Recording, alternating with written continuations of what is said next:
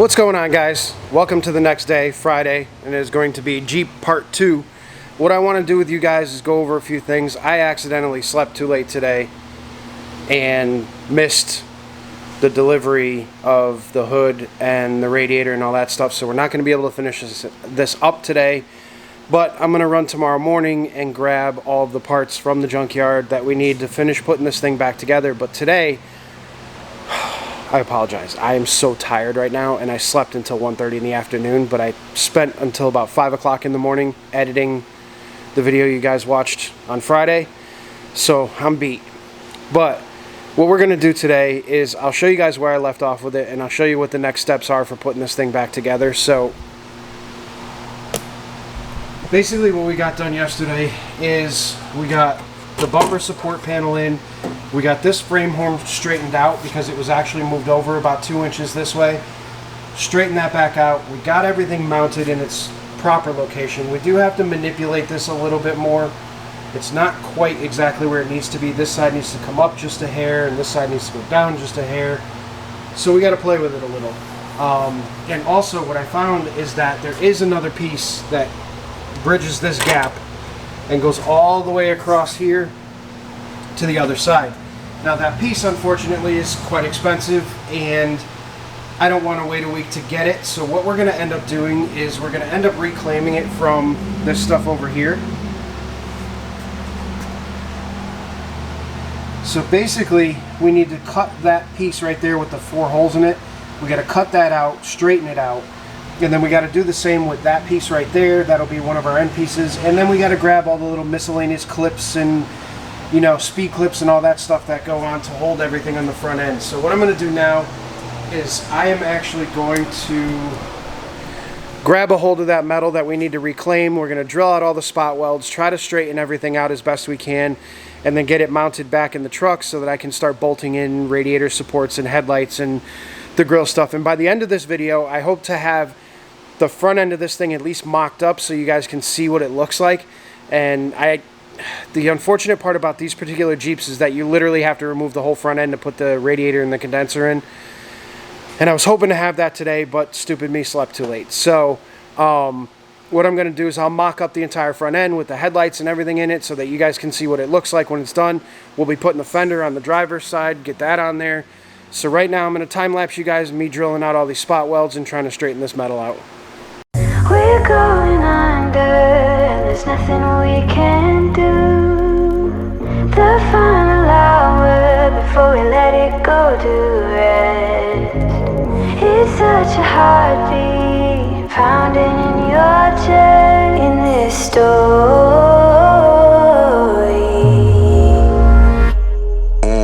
Backlash written on me, card rubbing on a dashboard. I've been balling 3 months.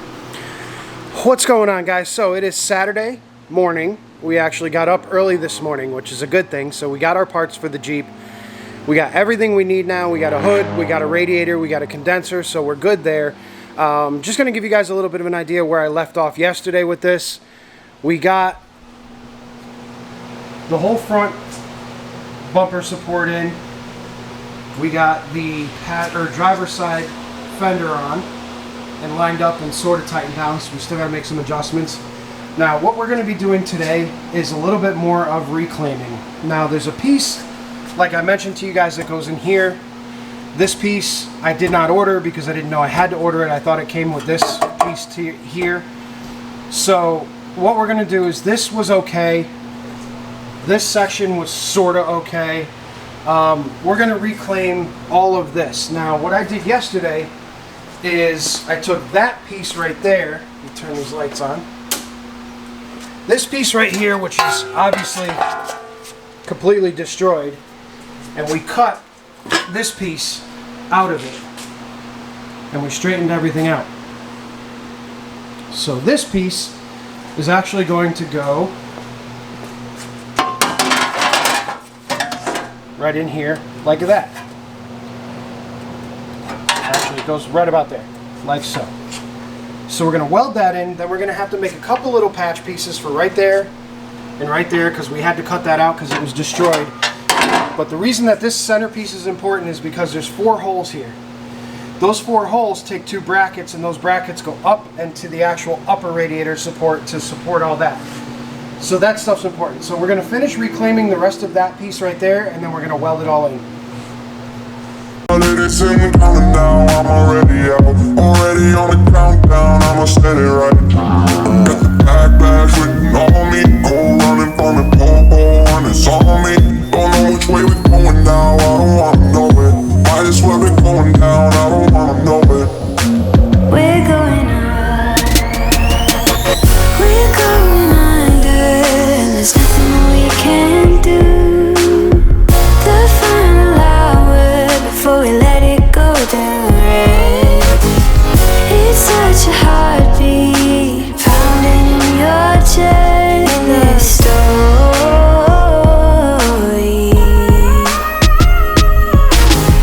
We're going under, and there's nothing we can do. The final hour before we let it go down red.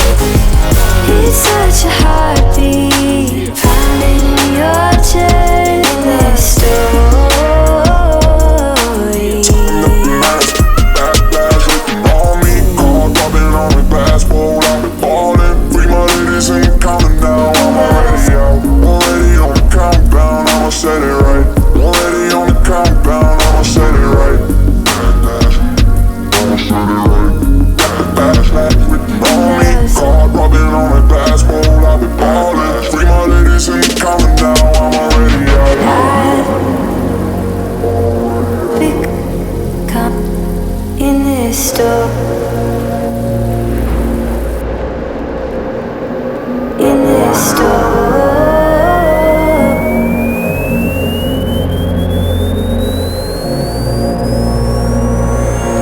We're going up, we're going under, and there's nothing we can do. The final hour before we let it go down red. It's such a heartbeat pounding in your chest in this story.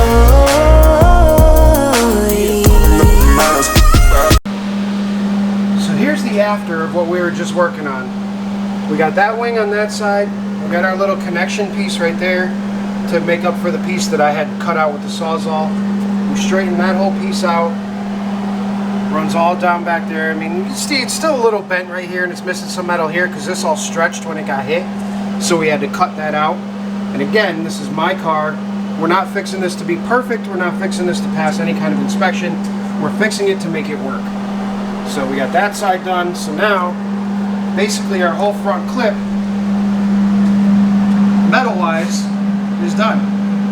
And it's looking pretty good. Pretty damn straight.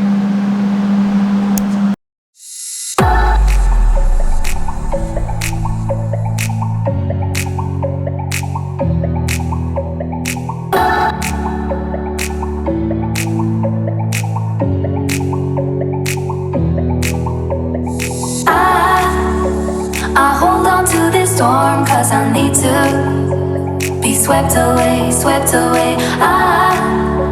I'm cornered in the cold where you left me. Left again, left again. Oh, there's a jungle in my head growing wilder, and it's killing me, killing me. I cannot let you go, I cannot let you go, I cannot let you go, I cannot let you go.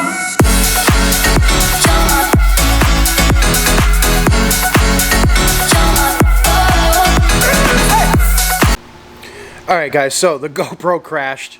Not crashed, but the battery went dead in the middle of the time lapse, so I hope you guys got some decent time lapse out of that. But I'm going to show you guys where we are now. We're actually going pretty good. Surprisingly, everything is fitting perfectly. So we did a good job straightening everything out with the Porta Power, so check it out.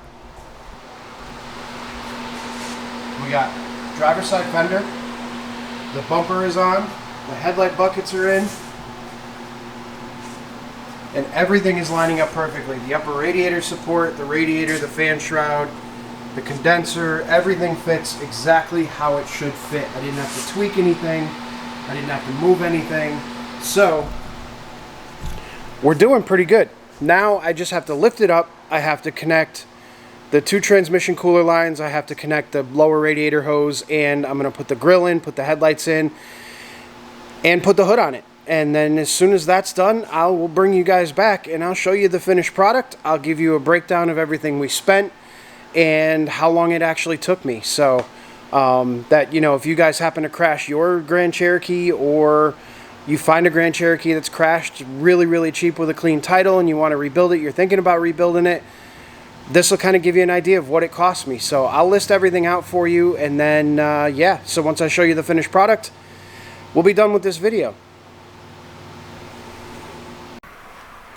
What's up, guys? So I didn't film much yesterday on Saturday when I was working on the Jeep because I just wanted to get it done. It was so close to being done, and you know what? For you guys to see me put back every single part, like the headlights, the bumper, the grill, all that stuff, it's not really a huge deal, because if you're working on this, you had to take this stuff off so you know what it's like to put the stuff back on.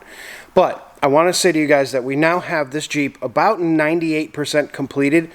I ended up having to order a few small parts for the front end, such as like the driver's side headlight harness, which was damaged in the accident. We had to order all the little clips that hold the headlight into the buckets, because this particular eBay version didn't come with the little clips, so I had to order the little clips. And then the bolts that hold the headlights in were disgustingly rotted and broke, and so I ordered those, and just a bunch of little stuff that we need to put together. We also need to paint the fender and paint the hood. I kind of like the darker color on the hood though. It really offsets the vehicle. It kind of makes it look cool because they're similar colors, just one's darker.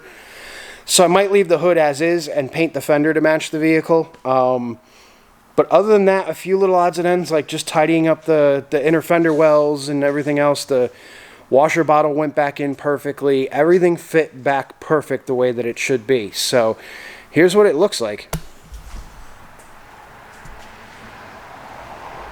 From this side, it looks amazing. Now, you tell the bumper's like a dark gray color. That's the way they came from the factory. They had this weird dark gray hue to them. But you'll notice the rest of the plastics have like a cream color. And that is just due to excessive weathering. So unfortunately, those aren't painted, and neither is the bumper.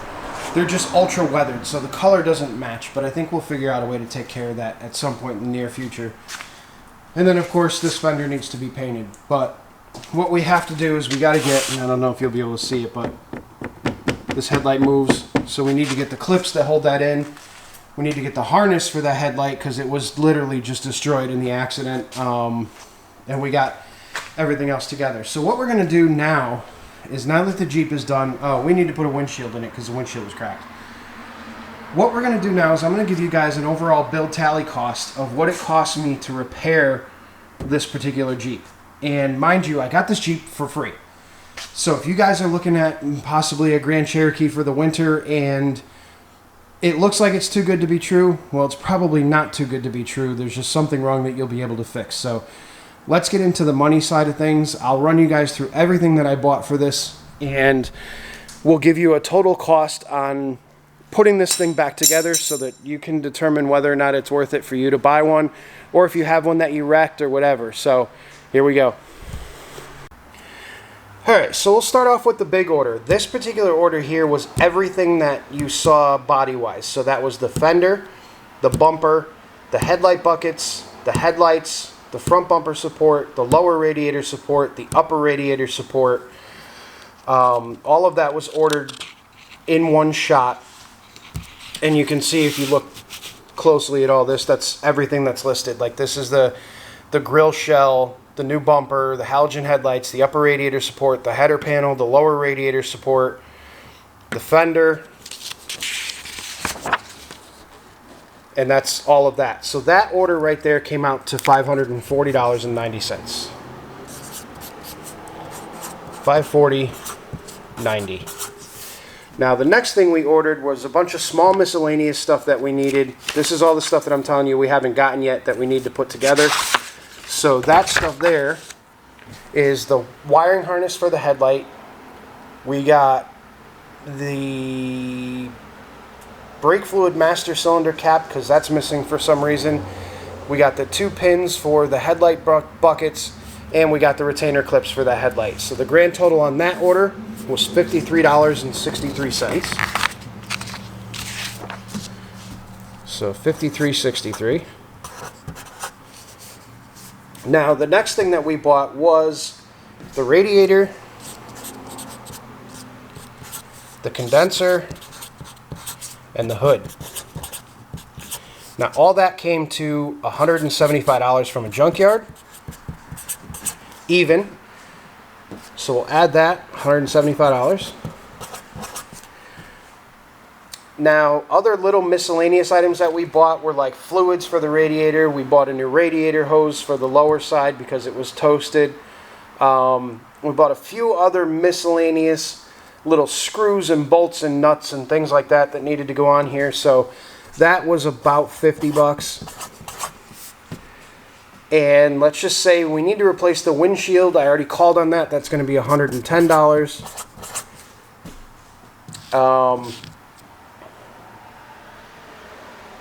And for the most part, the accident stuff, that's everything to repair this vehicle from the accident. So let's add all that together and see what we end up with.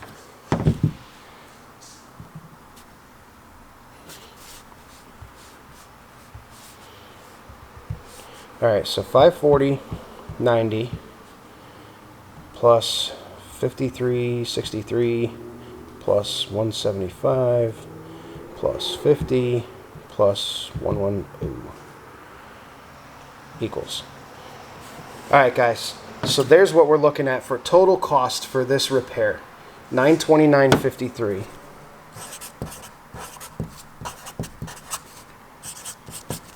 So all in all, for under $1,000, we managed to fix this vehicle. Now, here's where you need to ask yourself the question. You can pick up these Jeeps for, let's see. All right, so here's the burning question. You can pick up one of these Jeeps in perfect or close to perfect running condition for about $2,500. And that's a turnkey. You can run down to the DMV, register your vehicle, and just drive it. They're going to range in mileage from about 150,000 to 250,000 at that price point. One of the things that make this a little bit more worth buying one that's already roadworthy is you don't know what common problems these things have. Now, I got lucky with this one in the fact that I've been maintaining it for the last 5 years. So I know the history of this vehicle. I know it inside and out. However, if you decide to buy one, let's just say at an auction, or you buy one from a family member or a friend or someone you find on Craigslist and it's got this same front end damage, you can repair this thing for $1,000 or less. And you can have a vehicle that you now know the history on because you're in it. You're in the whole front end. You're fixing this thing. And that's great because, you know what, in all reality, you're not going to get one of these for free. But you may find one that's got front end damage for $500. You may find one that's got a blown transmission for $1,000. You might find one with a blown engine for $750. And the thing about these Jeeps is they're so inexpensive to fix. I mean, you guys saw the big order of all the front end parts for this thing was under $600. So being that it's under $600, and in grand total scheme of things, it was under $1,000 to put this Jeep back together. If you live in the Northeast and you really need four-wheel drive and you're looking for a reliable vehicle that you can work on, or maybe you're looking for your first project, or you're looking for something for you and your father to do, or you and your son to do, or something of that nature, these are perfect for that. The parts are super, super cheap. They are very easy to work on. I mean, you guys saw in the last video, the frame rails of this truck were actually squeezed in 2.5 inches in total. I had to push the frame rails out and get them realigned again. And even that was done with a $150 Harbor Freight Porta Power kit. So it's not like you can't fix these things. They are built so simply that tearing them down and putting them back together is literally a no-brainer. I mean, you can even go get a Haynes manual from Advance Auto or AutoZone or wherever you're going to go, and you can put this thing back together without much of an issue, and you don't have to be that mechanically inclined to work on these things. That's why they're great. So you guys hear me talk about Jeep a lot and how I used to own Jeeps and how my business was basically started on Jeeps. There's a reason for that. They're very easy. Back when I was 18, 19 years old, I didn't know a whole shit ton about cars, But getting into the world of Jeeps kind of opens your eyes because everything is so easy to work on with these vehicles. So there it is, guys. Total build under $1,000, repaired, ready to go. I got to go to the DMV, register it, and Morfab has its new shop truck. So if you want to get into this, leave a comment down below. If you need advice on what you're doing with Jeeps, or if you want to buy a Jeep, or if this video makes you interested in picking up a Jeep, please feel free to DM me on Instagram at Morfab Industries, and I'll answer as many questions as I can for you. These things are great vehicles, and if you treat them right, they treat you even better. So thanks for watching this video, guys. I hope you found it informative and interesting. I hope I kind of gave you a good idea of what it takes to actually put one of these things back together after a catastrophic accident. And yeah, we'll see you on the next one. It's going to be the Prelude. I already started working on it. We'll be getting all of the Prelude stuff done. We're going to pull the motor out. The motor's almost out. We'll be getting a bunch of other stuff done with that this week coming up, and hopefully by the end of the week at the latest, we will have that car done, and we'll have a couple of video series on that as well. So thanks for watching. Hit that subscribe button. Don't forget to hit the little bell icon so that you get notified when I post. We're up over 8,000 subs. So very cool. So thanks for watching, guys. I appreciate it. I'll see you on the next one.